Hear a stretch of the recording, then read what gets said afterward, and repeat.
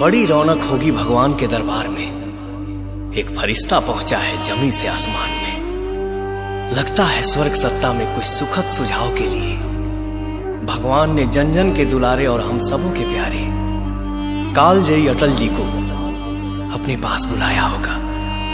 उसी ऊपर वाले से हाथ जोड़कर पवन सिंह की तरफ से एक अनुरोध है।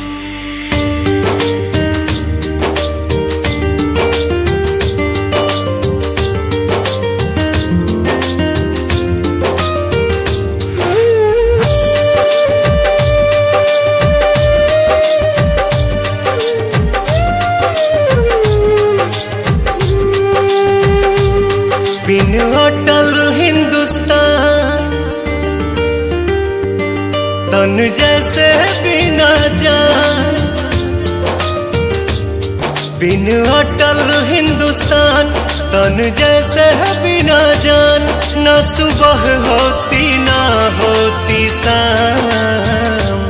कुछ दिन रख कर अपने धाम में लौटा देना है मेरे राम। कुछ दिन रख कर अपने धाम में लौटा देना है मेरे राम।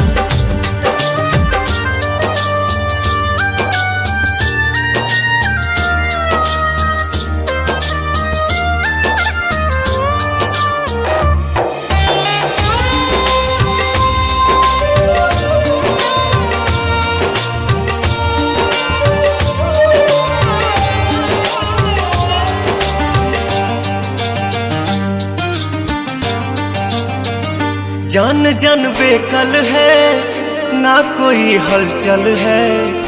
आज भारत माँ का सोना ये आंचल है। मौत की उम्र क्या है 2 पल भी नहीं। मौत की उम्र क्या है 2 पल भी नहीं।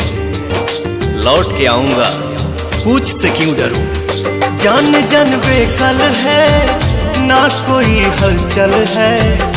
आज भारत माँ का सोना ये आंचल है।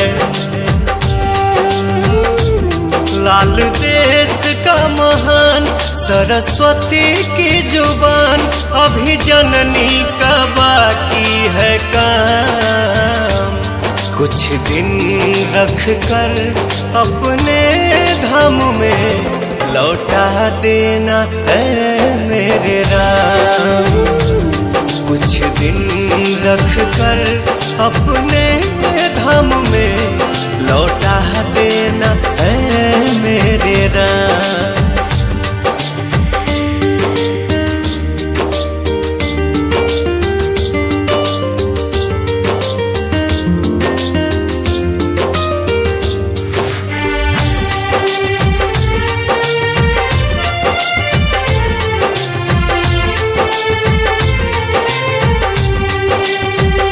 थक कर सोया है लाल मेरा कोमल है। जुबां पे जय हिंद है हाथ में कमल है। जूझने का मेरा इरादा न था। मोड़ पर मिलेंगे इसका वादा न था। रास्ता रोक कर वह खड़ी हो गई। यूं लगा मौत जिंदगी से बड़ी हो गई।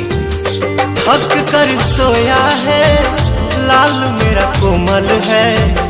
जुबां पे जय हिंद है हाथ में कमल है। आज चूम के चरण कहे घुंघरू पवन। मन मतलबी भी करता सलाम। कुछ दिन रख कर अपने धाम में लौटा देना है मेरे राम। कुछ दिन रख कर अपने धाम में लौटा देना है मेरे राम।